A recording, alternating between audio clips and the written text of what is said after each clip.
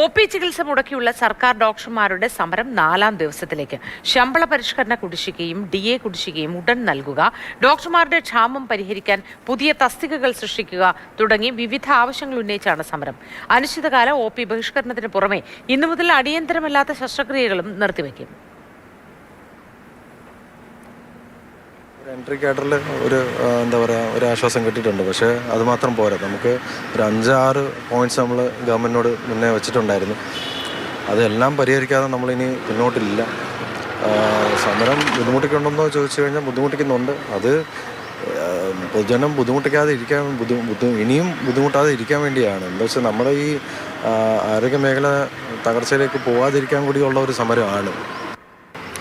നമ്മളിപ്പം എലക്റ്റീവായിട്ടുള്ള സർജറി എന്ന് വെച്ചാൽ മുൻകൂട്ടി നിശ്ചയിച്ച പ്രകാരമുള്ള സർജറീസും പിന്നെ അങ്ങനെയുള്ള സർജിക്കൽ പ്രൊസീജിയേഴ്സുമാണ് നിർത്തിയിരിക്കുന്നത്. ബാക്കി എല്ലാ സേവനങ്ങൾക്ക് രോഗികൾക്ക് കിട്ടേണ്ട casualty service, labour room, ICU, പിന്നെ വാർഡിൽ അഡ്മിറ്റ് ചെയ്ത രോഗികൾക്കുള്ള സേവനങ്ങൾ അതൊക്കെ നമ്മൾ ചെയ്തു കൊടുക്കും. കാരണം രോഗികൾക്ക് ഒരു ബുദ്ധിമുട്ടും ഉണ്ടാക്കാത്ത രീതിയിലുള്ള സമരമാണ് ഇതുവരെ ഞങ്ങൾ നടത്തിക്കൊണ്ടിരുന്നത്. അപ്പോൾ അതൊക്കെ ഇനി നടത്തും. പക്ഷേ ഇനി ഗവൺമെൻറ്റിൻ്റെ ഭാഗത്തു നിന്ന് എന്താണ് അവരുടെ ഭാവി നടപടികൾ അതനുസരിച്ചായിരിക്കും നമ്മുടെ സമര പരിപാടികൾ ഇനി മുന്നോട്ട് പോവുക. ഇനി രോഗികളുടെ പ്രതികരണം കൂടി നമുക്ക് പങ്കുവയ്ക്കാം. ഈ കാണിക്കാൻ പോണ ഡോക്ടർ ഇല്ല എങ്കിൽ മറ്റൊരാൾ ഈ ഗുളിക എഴുത്തരില്ല. ഞാനാണെങ്കിൽ ഹാർട്ട് ഓപ്പറേഷൻ ഒക്കെ ചെയ്ത ഒരാളാണ്. അപ്പോൾ എനിക്ക് ആ ഗുളിക ഇല്ലാതെ പറ്റില്ല. ഗുളിക വെളിയിൽ നിന്ന് എടുത്ത് കഴിക്കാനുള്ള സാമ്പത്തികമൊന്നും ഇല്ല. അപ്പോൾ പിന്നെ നമ്മൾ എന്ത് ചെയ്യും? ഗവൺമെൻറ് ആശുപത്രി ആശ്രയിക്കുന്നത് നമ്മളെപ്പോലുള്ള സാധാരണപ്പെട്ടവർ ആശ്രയിക്കുന്നത് എന്തിനാണ്? എനിക്ക് ഈ സ്റ്റോക്ക് വന്നതാണ്. 1 വർഷത്തിൽ കൂടുതലായി. അതിനായിട്ട് ഗുളിക തീർന്ന് നമുക്ക് ഗുളിക മേടിക്കാത്തത്. എൻ്റെ ഭർത്താവിന് വലത് കൈയില്ല. അതുകൊണ്ട് ഗുളിക മേടിക്കണം. ഈ ഡോക്ടറെ കുറിച്ച് തന്നാലേ ഗുളിക മേടിക്കത്തുള്ളൂ.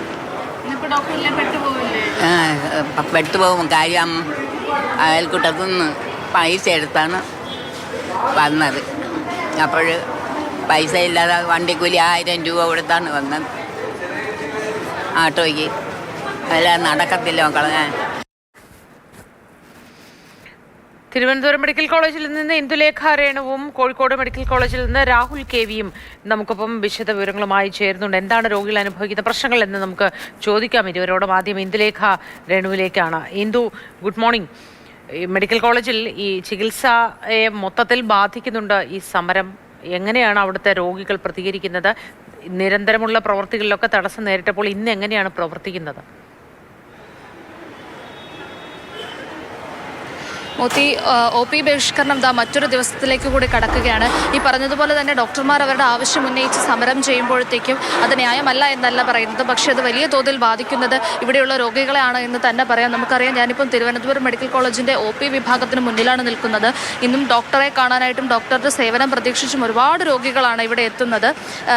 ഇപ്പോൾ പറഞ്ഞതുപോലെ തന്നെ, അതായത് ഡോക്ടർമാരുടെ ഭാഗത്തുനിന്ന് പറയുന്നത് പോലെ തന്നെ അവശ്യ സേവനങ്ങളായിട്ടുള്ള കാഷ്വാലിറ്റി, അതുപോലെ തന്നെ ലേബർ റൂം, ICU, മറ്റ് അടിയന്തരമായിട്ടുള്ള ചികിത്സകൾ, അതുപോലെ തന്നെ അടിയന്തര ശസ്ത്രക്രിയ, പോസ്റ്റ്മോർട്ടം, ഇങ്ങനത്തെ കാര്യങ്ങളൊക്കെ നടക്കുന്നുണ്ട്. എങ്കിൽ കൂടെ ഈ പറയുന്ന ഇത്രത്തോളം വന്നു നിൽക്കുന്ന OP പേഷ്യൻസ്, രോഗികൾ, നമുക്കറിയാം ഒരു ആശുപത്രിയിൽ ഏറ്റവും കൂടുതൽ OP വിഭാഗത്തിലായിരിക്കും രോഗികൾ കാണാനായിട്ട് എത്തുന്നുണ്ടാവുക.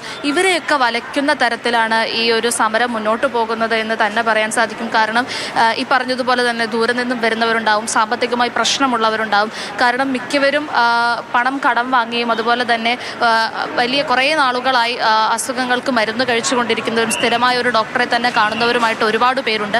ഇന്ന് തന്നെ ഇവിടെ വന്നിട്ട് മറ്റൊരു ദിവസത്തേക്ക് ഡോക്ടർ ഇല്ല എന്ന് പറഞ്ഞ് മറ്റൊരു ദിവസത്തേക്ക് ബുക്ക് ചെയ്ത് മടങ്ങിപ്പോകേണ്ട ആൾക്കാരുണ്ട്. കാലിൽ പ്ലാസ്റ്റർ ഇട്ടൊക്കെ വന്ന് അതിൻ്റെ സമയം കഴിഞ്ഞ് അത് ബുദ്ധിമുട്ടി അതൊന്ന് അഴിച്ചു മാറ്റാൻ പോലും സാധിക്കാതെ ഡോക്ടറുടെ സേവനം ലഭ്യമാകാതെ പോയ രോഗികൾ വരെ ഇന്നിവിടെ ഉണ്ടായെന്ന് പറയാം. ഇന്നിപ്പോൾ ഏറ്റവും പ്രധാനപ്പെട്ട ശസ്ത്രക്രിയകൾ ഒഴികെ ബാക്കിയുള്ള ശസ്ത്രക്രിയകൾ വരെ ഇന്നു മുതൽ മാറ്റിവെക്കുകയാണ് എന്നാണ് ഒരു തീരുമാനം എടുക്കുന്നത്. അതുമാത്രമല്ല, മറ്റൊരു വിഭാഗം കൂടി ഇതിൽ ബുദ്ധിമുട്ടുന്നത് മെഡിക്കൽ വിദ്യാർത്ഥികളാണ്. അവരുടെ പഠനവും പ്രതിസന്ധിയിലാകുകയാണെന്ന് പറയാം. അച്ഛാ, ഇതിപ്പോൾ എന്ത് ഡോക്ടറെ കാണാനായിട്ട് എത്തിയതാണോ? ഡോക്ടർ ഉണ്ടോ? ഡോക്ടറില്ല. എന്തസുഖമായിട്ട് എത്തിയതാ? ഹാർട്ട് അറ്റാക്ക് ഒന്ന് ഇവിടെ 3 മാസത്തിലൊരുക്ക വരേണ്ടതാണ്. ഇപ്പോൾ OP ടിക്കറ്റൊക്കെ എടുത്ത് അങ്ങനെ ഇരിക്കുകയാണ്. ബുദ്ധിമുട്ടിലാണോ ഡോക്ടർമാർ സമരത്തിലായതുകൊണ്ട്? ബുദ്ധിമുട്ട് എന്ന് ചോദിച്ചാൽ ബുദ്ധിമുട്ടല്ലേ, ജനങ്ങളെ വലപ്പിക്കുന്ന ഒരു കേസ്. അങ്കിൾ എന്തിനു വന്നതാ? ഡോക്ടറെ കാണാൻ വേണ്ടി പണിയുണ്ട്. ഡോക്ടർ ഉണ്ടോ? ഡോക്ടർ ഇല്ലെന്ന് തോന്നുന്നു. കാർഡിയോടയില്ലേ? കാർഡിയോ ആണോ? കാർഡിയോടയില്ലേ? ബുദ്ധിമുട്ടായോ? ബുദ്ധിമുട്ടാണ്.